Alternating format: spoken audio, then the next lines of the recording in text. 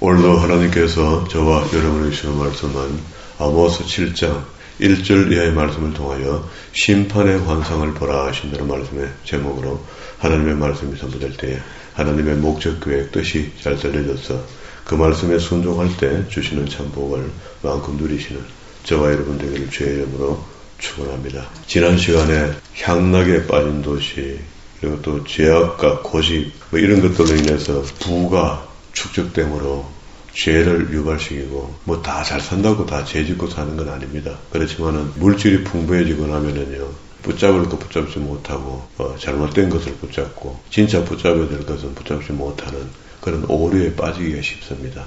그래서 풍요가 좋긴 좋지만은 너무 풍요함으로 우리가 타락의 길을 갈 수가 있다라는 것을 당시에 북왕국 이스라엘의 잘못된 형태를 아모스 선지자, 이게 아모스 선지자는요, 제가 이 책을 읽을 때마다 마음이 짠한 게 하나님께서 종을 불러서 당신의 말씀을 대언해야 하는데 적당한 사람이 없는 겁니다. 그때 그 시대에 그 당시에 그 사람들에게. 그러니까 급한 대로 1장 1절에 있었던 말이죠. 유다 우시아의 시대에 곧 이스라엘 왕 요아스의 아들 여로보암의 시대 지진 2년에 더구아의 목자 중에 아모스가 이스라엘에 대하여 이상을 받은 말씀을 선포하는데요. 이러니 이스라엘 백성들에게 그 인정을 받겠습니까? 목자고 목동인데 하나님의 말씀을 전가하고 있으니까 알아주질 않는 거라. 이러면서 어느 정도 또 홀대를 하면요, 7장 10절에 가보세요. 때에 베델의 제사장, 그에게는 외형적으로는 갖춘 사람이지만 하나님의 말씀 듣는 데는 귀가 닫힌 사람들이잖아요. 그게 하나님의 백성들을 하나님의 말씀으로 인도하는 것이 아니고 우상의 산당에서 절하도록 만들고 이런 못난 짓을 하는 제사장이 베델과 단에 있다고. 그 베델의 제사장이 이름이 아마샤인데요. 이스라엘 왕 여로보암에게 보내어 이르되 이스라엘 족속 중에 아모스가 왕을 모반하니, 이게 아모스 선지자가 하나님의 말씀을 전가하고 있다 하니까 그걸 갖다가 또 모함합니다. 왕에게 모반하니 그 모든 말씀이 이 땅에서 견딜 수가 없나이다. 아모스가 말하기를 여로보암은 칼에 죽겠고, 그 왕 당신 말이야, 칼에 죽겠고 이스라엘은 반드시 사로잡혀 그 땅에서 떠나겠다 하나이다. 아마샤가 또 아모스에게 이르되 선견자야, 너는 유다 땅으로 도망하여 가서 거기에서나 떡을 먹으며 거기에서 애언하고,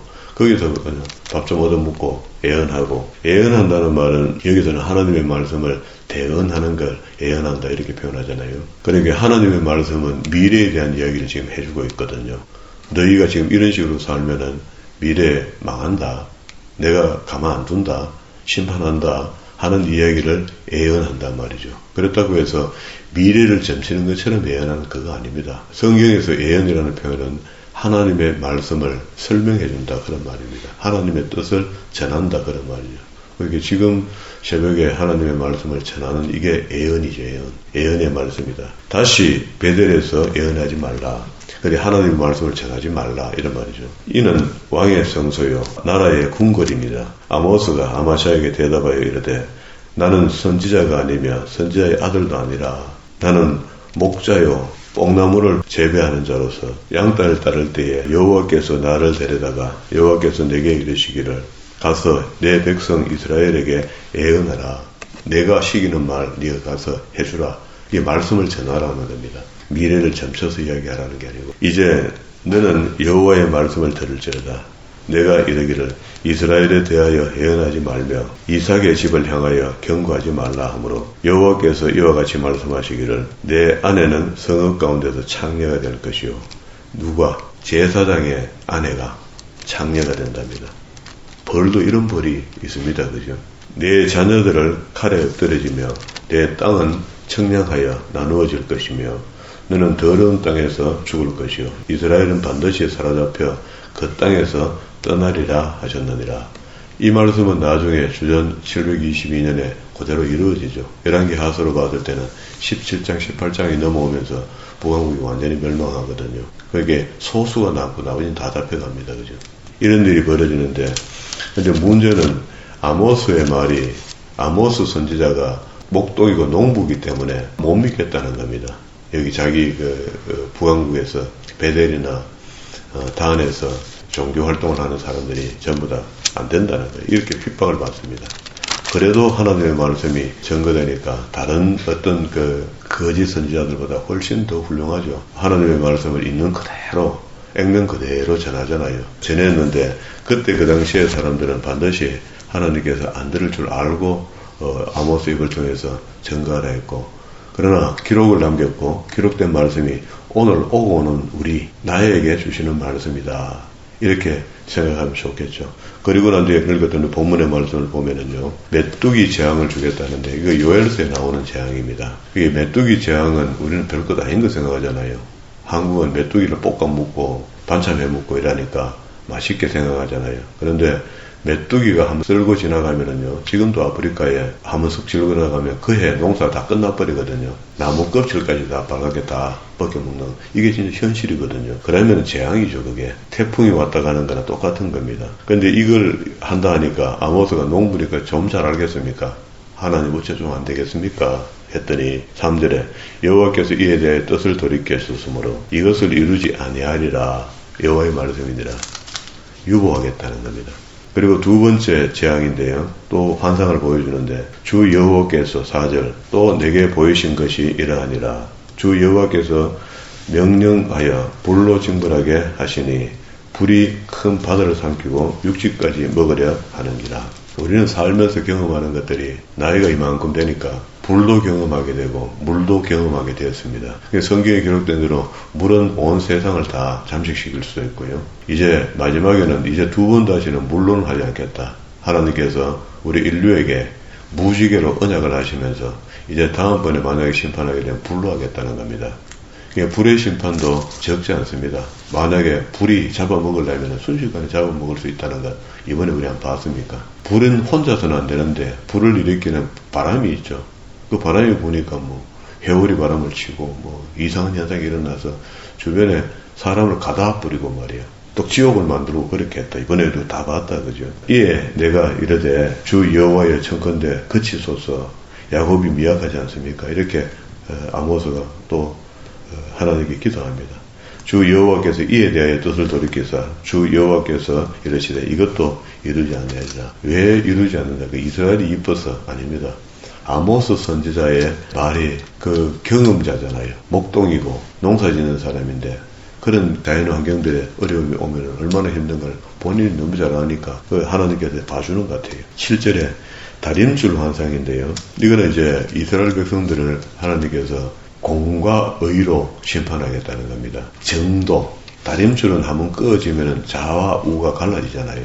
딱 검이 나잖아요.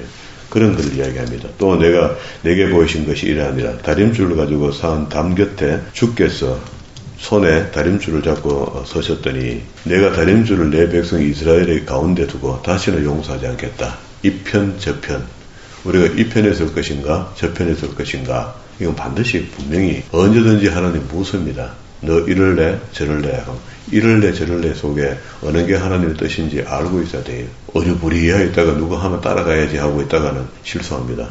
이삭의 산당들이 황폐하며 이스라엘의 성소들이 파괴될 것이라. 내가 일어나 칼로 여로보암의 집을 치리라 하셨느니라.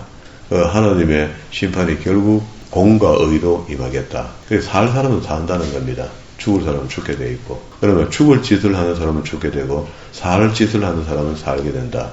그러면 이제 이야기가 좀 쉬워졌죠. 하나님의 말씀을 명령동사를 했잖아요. 명령동사 중에 행하여 완전하여질 수 있도록 행하라 하는 것들은 명령하는 것들에 대해서 행하고, 행하지 말라 하는 것들에 대해서는 하지 말면 되겠죠.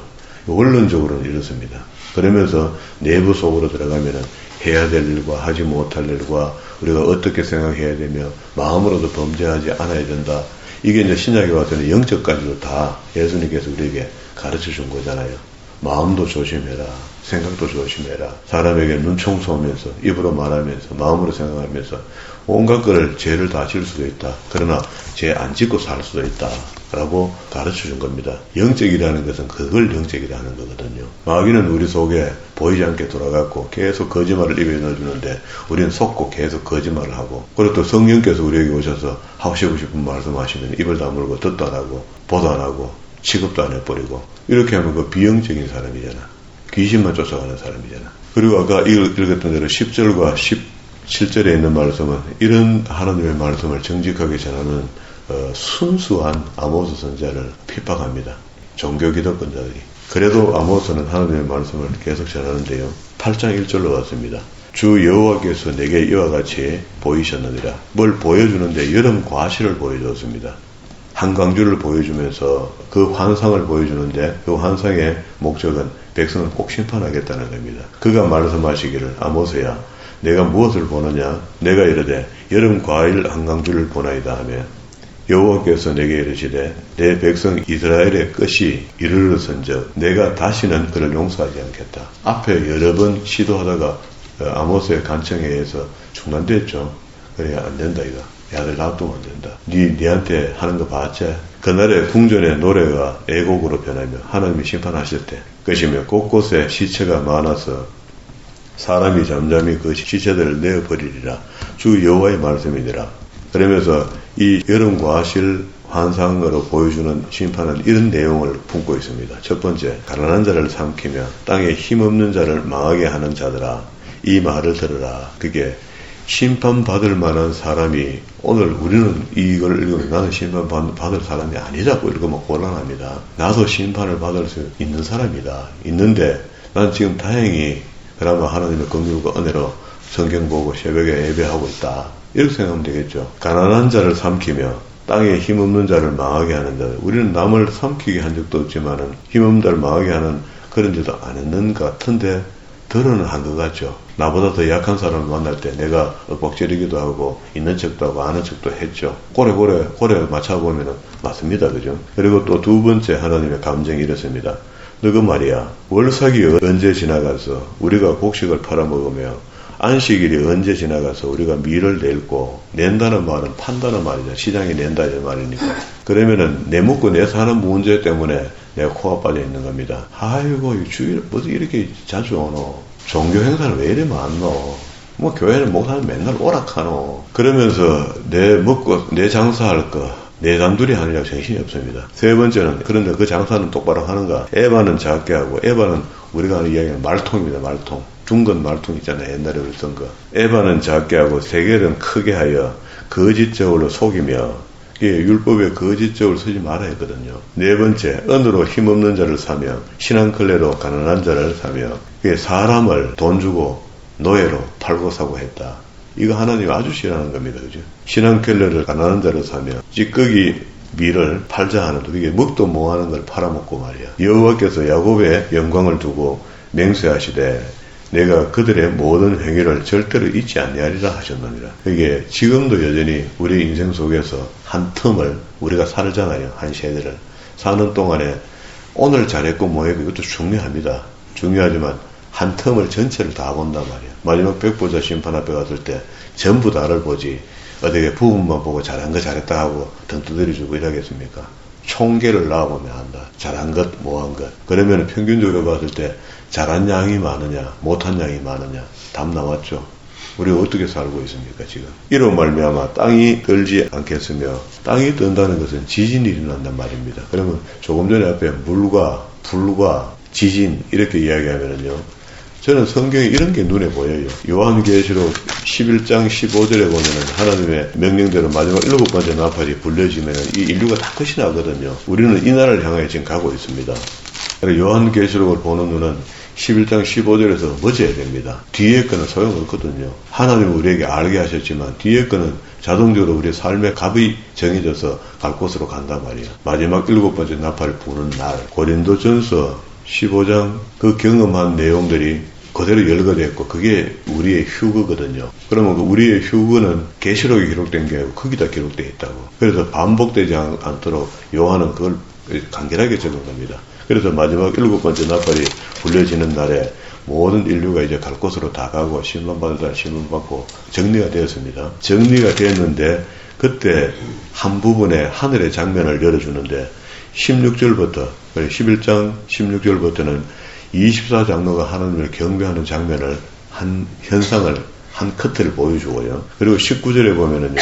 이에 하늘에 있는 하나님의 성전이 열리니 성전 안에 하나님의 언약궤가 보이며 또 번개와 음성과 우레와 지진과 큰 우박이 있더라. 이거 맞죠? 불과 물과 지진, 마지막에 앞으로 남아있는 우리의 심판은 이런 것들로 오게 되어 있는데, 결국 이걸 한마디로 이야기하면 자연재해인데, 우리는 그걸 엘니뇨 현상이라고 덮어놨습니다. 하나님은 자연현상을 통해서 우리를 심판하시겠다는데, 그걸 갖다가 과학자들이 엘니뇨 현상입니다.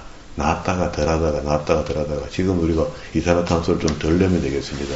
이런 식으로 덮어버렸거든요. 덮어버리니까 미화가 된 겁니다. 두렵지를 않는 거예요. 우리가 지금 잘못해서 당하긴 당하지만은 그 이산화탄소를 줄이고 지금 하고 있으니까 줄면 안 되겠나? 환경시계가 뒤로 가겠나? 이렇게 믿게 되는 겁니다. 그러니까 마지막에 심판이 코앞에 와도 심판이 심판인지 모르죠. 할 수 있다 생각하니까. 피해갈 수 있다 생각하니까. 하나님의 심판의 재앙이 오는데도 그 재앙을 우리가 조금 더 이산화탄소를 덜 내면 괜찮겠고 뭐 이런 식으로 생각한다고. 요행이. 그런 거 아니다.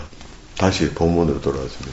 아모스 8장 9절입니다. 주 여호와의 말씀이 그날에 내가 해를 대낮에 지게 하여 천체가 움직인다는데 인재앙 나팔재앙 속에 천체가 떨어지고 하늘이 어두워지고 깜깜해지고 하는 거 나오죠. 대낮에 지게 하여 백주의 땅을 깜깜하게 하며 너희 절기를 애통으로 절기 그렇게 교회 가는 거 말이야. 이 사람들이 그때 다안에 베델에 가서 우상숭배 하던 거 그걸 하나님이라고 속여놨잖아요. 그 이스라엘 9지파가 전부 다 하나님을 믿기는 믿는데 우상을 섬기고 있는 겁니다. 우리도 지금 교회에 다 나가긴 나가는데 자기 마음속에 우상을 걸어놓고 섬기는 사람이 얼마나 많은지 모릅니다. 이걸 뭐 청진기계에서 대볼 수가 있습니까? 엑스레이를 찍어가 확인할 수가 있습니까? 전부 잘 믿고 잘 믿는다는데. 그런데 성경에 비춰보면은요, 성경에 엑스레이를 찍어보면 다 나와요. 답이 나온다고 그 사람이.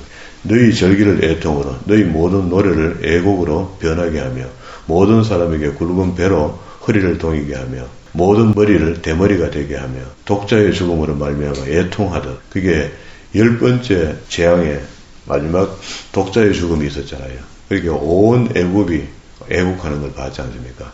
그런 아픔이 있다. 하며 결국은 곤란한 날과 같게 하리라. 11절 주 여호와의 말씀이니라. 보라 날이 이를지라 내가 기근을 땅에 보내며 양식이 없어 주림이 아니요. 그게 하나님이 기근을 보냈는데 배가 고파 죽는다 만다 이렇게 하는데 그건 사실 양식이 없어 죽는 것이 아니고 물이 없어 기갈함이 아니요. 여호와의 말씀을 듣지 못하는 기갈, 배고픔 이게 이제 올 때가 온다는 거예요. 지금도 우리가 말씀의 홍수시대에 살고 있잖아요. TV만 틀면, 라디오만 틀면, 유튜브만 틀면 온갖 설교를 들을 수가 있는데 이 지금 홍수에 먹을 만한 물이 없다는 옹달샘이 다 더러워진 겁니다. 홍수물에 의해서. 그래서 진짜 먹을 만한 샘물이 없다는 거라. 생명수의 말씀이 없다는 거라. 그래도 우리가 하나님의 말씀을 바르게 전가할 수 있다는 것. 이거 진짜 행복한 목회거든요. 가난하지만 행복하죠. 가난한 것도 내가 가난하다고 느끼지 않으면 가난 안 한 겁니다. 이것도. 부자 목사님들이 어떻게 살고 어떻게 행동하는지 나는 안 봤기 때문에 말로만 들었기 때문에 뭐 그것도 별로입니다. 어떤 면은 함께 만나도 밥도 한 그릇 잘 안 사는데 꿀비 같은 목사님들은 나는 밥 한 그릇 살 수 있는 형편이 안 되지만 어렵더라도 한 그릇 살려 하는 사람이고 그건 내가 더 부자지 밥 한 그릇 대접 못하는 그런 사람보다는 사람이 이 바다에서 저 바다까지 북쪽에서 동쪽까지 비틀거리며 여호와의 말씀을 구하려 돌아다닌다. 그래도 얻지 못한대요. 여기 지금 어디에 말씀이 있는지를 자기가 편안할 때 찾아놔야지 나중에 볼 거 아닙니까? 편안할 때 배워놔야지 자기 마음속에서 말씀을 찾아낼 거 아닙니까? 자기 생각 속에서 찾아낼 거 아닙니까? 그날의 아름다운 처녀와 젊은 남자가 다 갈아여 쓰러지며 젊은 처녀와 젊은 남자가 쓰러지면은 나라가 끝나는 거죠. 아이가 안 태어나는데 끝나는 거죠. 사마리아에 죄된 우상을 두고 맹세하여 이르기를 다나 내가 신들이 살아있음을 두고 맹세하노라. 어떻다고 빕니까?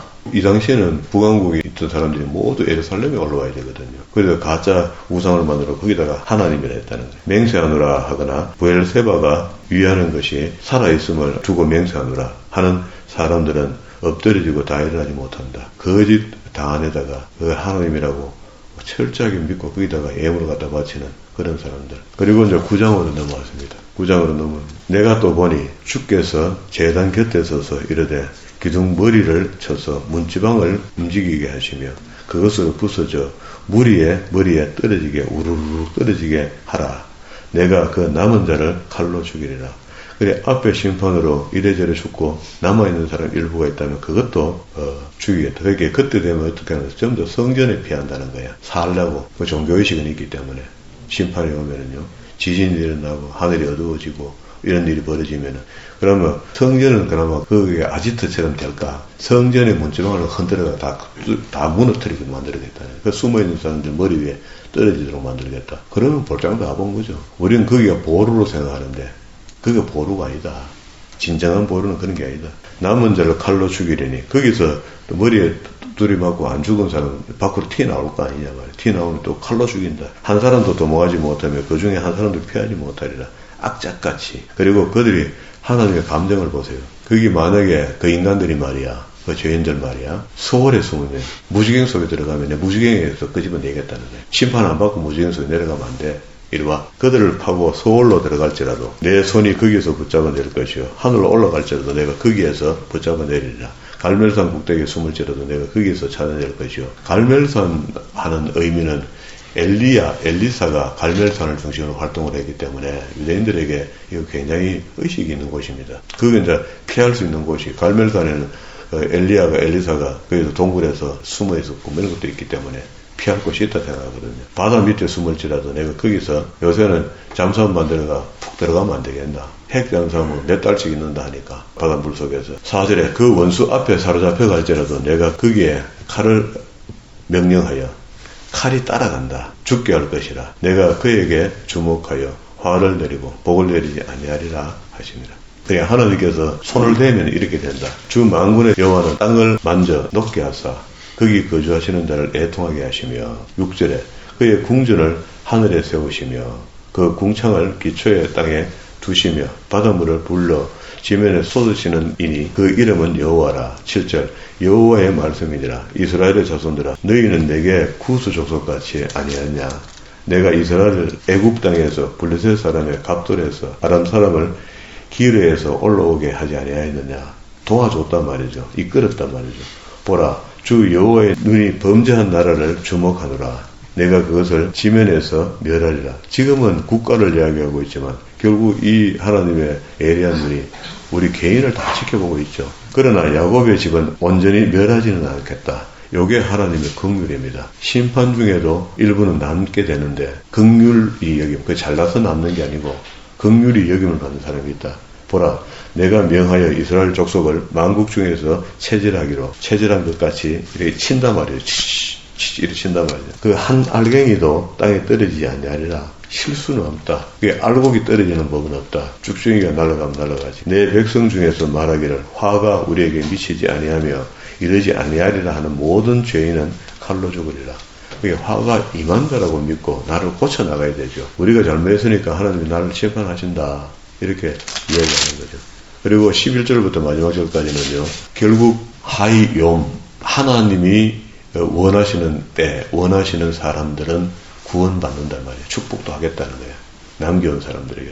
그날에 내가 하이욤 그날에 내가 다윗의 무너진 장막을 일으키고 그것들을 틈을 막으며 그 허물어진 것을 일으켜서 예측과 같이 회복한단 말이죠. 결국 남겨온 사람을 통해서 하나님의 일을 다시 한다. 그런 이야기입니다. 두 번째, 에돔의 남은 자와 내 이름으로 일컫는 만국을 기업으로 얻게 하리라.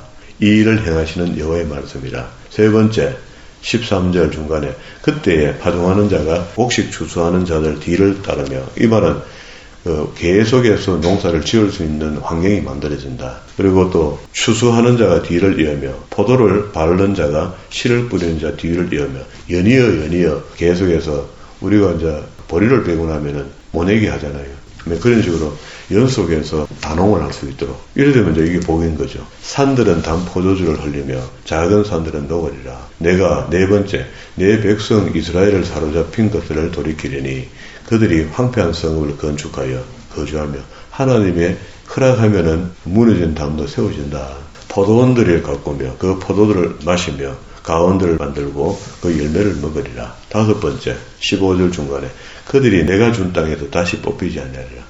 이것이 이제 복이 되는 겁니다. 하나님이 있으라는 곳에 있고 하나님이 가라는 곳에 가면 되겠죠. 이런 모든 것들이 보세요. 오늘 아침에 이 말씀을 준비하는데 저는 전도서의 말씀이 생각이 나서 한번 읽어봤습니다. 여러분 잘 아는 거고요. 전도서의 3장에 가면요, 이런 모든 일들이 하나님의 계획하신가, 하나님의 이끄신가, 하나님의 심판하신 모든 것들이 문제는 다 때가 있다는 겁니다. 그래서 우리는 그 때에 치우쳐서 하나님의 말씀, 성경은 이렇게 기록하는데 나는 하나님의 때가 이런데 나는 내 때를 해달라고 때를 쓰는 것 같아요. 그럼 안 맞아요. 하나님이 내게 필요해서, 징계도 필요해서 주는 거거든요. 그럼 필요해서 주는 거지만 감지덕지 그것도 복이다 생각하고 받는 그런 믿음이 우리에게 필요한 거거든요. 그래서 모든 게 때가 된다는 겁니다. 범사에 기한이 있고 천하만사에 다 때가 있나니 날 때가 있고 죽을 때가 있으며 심을 때가 있고 심은 것을 뽑을 때가 있으며 조금 전에 우리 다 복과 저주를 봤죠. 다 이렇죠. 죽을 때가 있고 치료할 때가 있으며 헐 때가 있고 세울 때가 있으며 우리 병들어서 병원에서 죽는 사람도 있고 산 사람도 있는데 사는 사람은 사는 때에 사는 겁니다. 죽은 사람은 죽을 때에 죽은 겁니다. 클 때가 있고 세울 때가 있으며 울 때가 있고 웃을 때가 있으며 슬퍼할 때가 있고 춤출 때가 있으며 돌을 던져버릴 때가 있고 돌을 거둘 때가 있으며 안을 때가 있고 아는 것을 멀리할 때가 있으며 적절하게 하라는 거예요. 적절하게. 치우쳐. 우리가 아무리 슬픔이 있어 그 슬픔의 아픔의 대상이 니보다 내가 그를 더 사랑했단다. 하나님께서 그렇게 이야기하면 우리 할 말 없거든요. 우리는 이래저래 이것 때문에 하면서 땅을 치면 통곡해도 야야 네가 땅을 치는 것보다 내가 더 아프다. 하나님이 그렇게 이야기하면 할 말 없거든요. 그래도 우리가 과정 속에 그 때를 기다리고 지나가도록 기다려야 되는 거죠. 멀리 할 때가 있으며 찾을 때가 있고 잃을 때가 있으며 지킬 때가 있고 버릴 때가 있으며 찢을 때가 있고 깨맬 때가 있으며 잠잠할 때가 있고 말할 때가 있으며 사랑할 때가 있고 미워할 때가 있으며 우리는 앞도 뒤도 없이 막 자기 주장만 하는 거예요. 하나님은 입 다물으라 하고 말이에요. 사랑할 때가 있고 미워할 때가 있으며 전쟁할 때가 있고 평화할 때가 있느니라. 이러면은 우리가 이 땅에서 어떤 힘든 일이 오고 감사한 일이 와도 우리가 감사해서 너무 교만하지 않고 슬퍼서 너무 주저앉지 않는 그런 사람이 안 되겠습니까? 적어도 이 땅에서 우리가 믿는 사람이 먼저 믿었고 먼저 하나님을 알았으니까 하나님을 만나려는 사람들에게 적어도 먼저 믿은 사람들이 이런 기준들은 던져줘야 안 되겠습니까? 이게 우리 믿음의 선전판이 되는 겁니다. 그렇게 살려고 하고 그렇게 결정하고 그렇게 행동하는 사람을 하나님께서 어떻게 우리를 긍휼히 안 여기겠습니까? 오늘 아모스의 기도도 심판하겠다고 환상을 보여주면 이렇게 한다 하는데 야곱이 약하지 않습니까? 이스라엘이 약하지 않습니까? 하고 기도했더니 그러면 없는 걸 하겠다. 하나님 유보 시켜주는 겁니다. 그게 없는 건 아니지만 유보를 시켜주는 겁니다. 오늘 우리도 우리의 어려움을 힘들다는 거 알고 있지만은 하나님이 한 번쯤 유보시켜주면 우리 바로 하겠다. 그런 자세가 되어야 되는 거 아닙니까? 오늘은 그럴 때라 생각하시고 하나님 앞에 우리가 긍휼을 바라는 기도, 그런 기도가 하나님의 마음을 움직일 수 있는 기도가 아니겠나. 그렇게 엎드려 보는 겁니다. 그렇게 해야 하나님이 응답하시면 잊지 말고 이를 오래 기억하는 사람. 그것도 우리가 기도의 끝자락에 넣으면 좋겠습니까? 하나님 잊지 않겠습니다. 이번 일 잊지 않겠습니다. 두 번 다시 이런 어려움에 처하지 않도록 미리미리 준비하고 조치하겠습니다. 라는 고백이 우리의 고백이 되는 그런 새벽이 되기를 주의 이름으로